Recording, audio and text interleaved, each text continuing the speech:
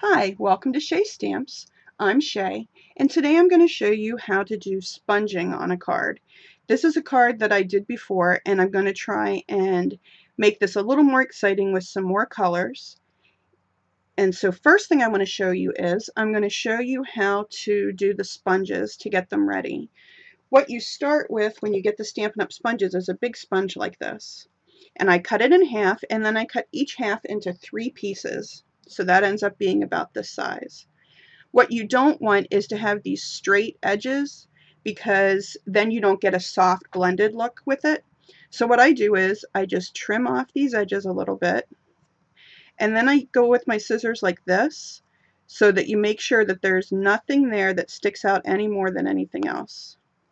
So I'll do that on this side too.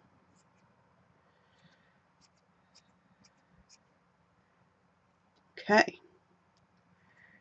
Just trying to get it as smooth as you can. I know it doesn't look super smooth, but as long as there's nothing that's sticking way out, you're in good shape. And then after I do that, I make a tag, and this is just a piece of scrap cardstock. I make a tag, I fold it over on the top, and I staple it on. And that way I know what color the sponge has been used for, and I don't have to worry about cleaning it or that it ends up on anything else. Okay, so for the card I'm going to do, I'd like it to look like a beach sunset.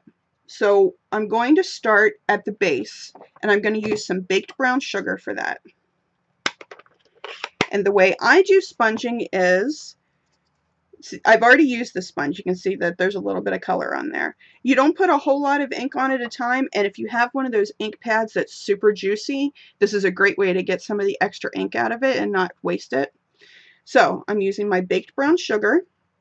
I'm going to tap it around on the pad, and you want to make sure that you always start off the edge of the paper. This is also a great way to get around the edge where you don't always get that extra ink. So that's about how much ink goes on there.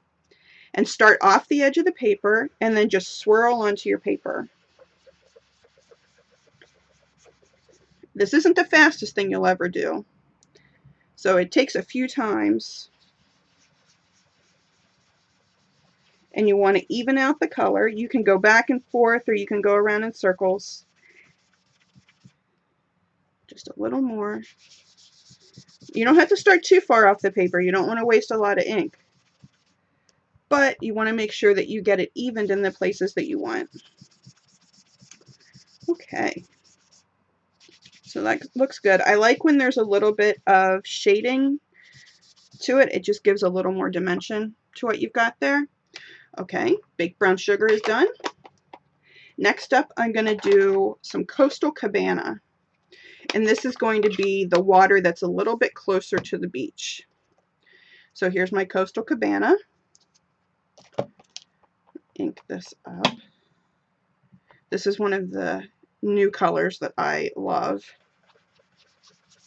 Okay, so we're just going across. You want to try and get down to the line with the baked brown sugar, so it looks like the water's coming right up, but try not to go too far in.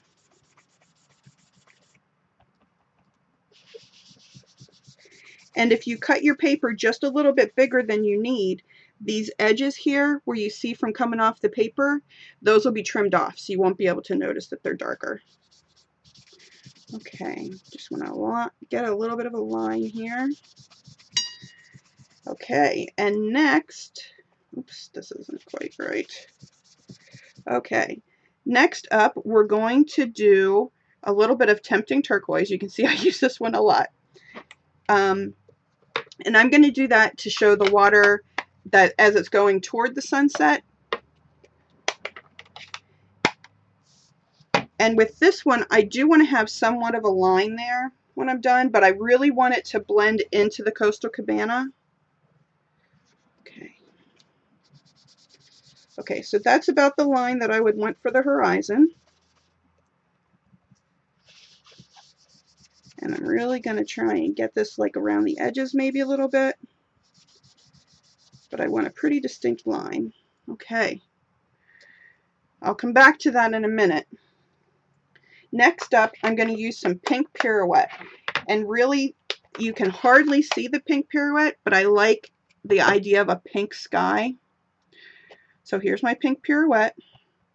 This is a very, very light color, so I'm not even sure how well you'll be able to see it on here. But I promise it definitely adds something extra. And with this one, because it's so light, it's not such a big deal about starting off the paper because you're not going to notice it as much. Okay, now what I'm going to do is I'm going to take a piece of scrap cardstock and I'm going to make a horizon line, because see, right now that looks pretty rough. So I'm going to go back with my Tempting Turquoise. And I don't want to have a ton of it on there, but I want to kind of come up with a horizon line here. Let's see, maybe there's enough ink already on there.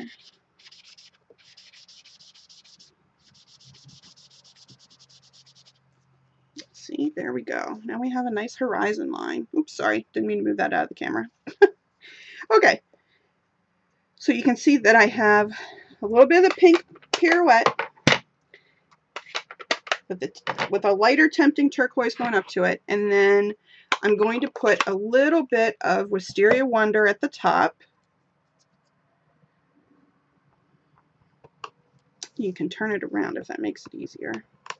And this one is a little darker, so you want to start off the paper. And this is going to be pretty linear too, because when you think about how the sky looks at night, you can see lines progressing up through it. So I want it to be pretty dark up here at the top and then really fade down into the pink. So if you have hardly any ink at all on your sponge, when you get down to the pink, that's just what you want, just so it blends. You don't really want it to look purple down there. One spot just doesn't want to load up. Alrighty. Then what I did, back to the Tempting Turquoise again, obviously I'm a fan, I put a tiny bit of that at the top of the sky, blended in with the purple,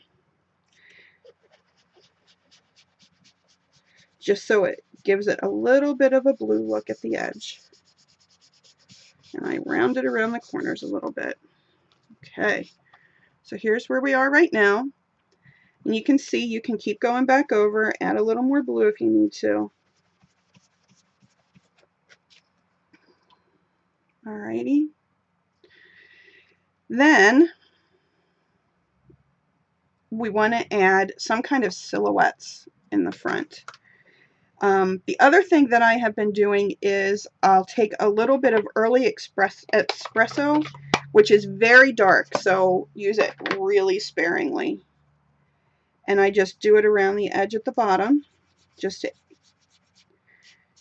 give it a little more of a finished look here at the bottom. The other thing you can do is you can use I have a set of the daubers, and I just put a label in the top so I know which one is which, and this is my early espresso. These give a little bit of a different effect.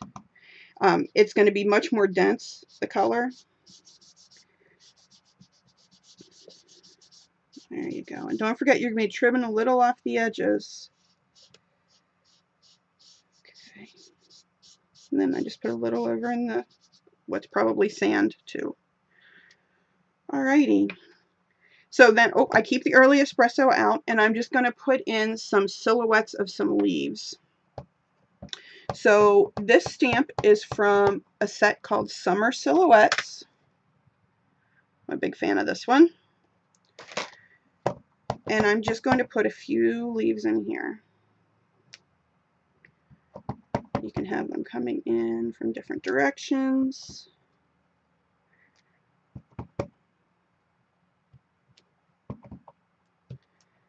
And also in this set, then there are some other silhouettes. You can do like a stem with some smaller flowers, or even this might look nice.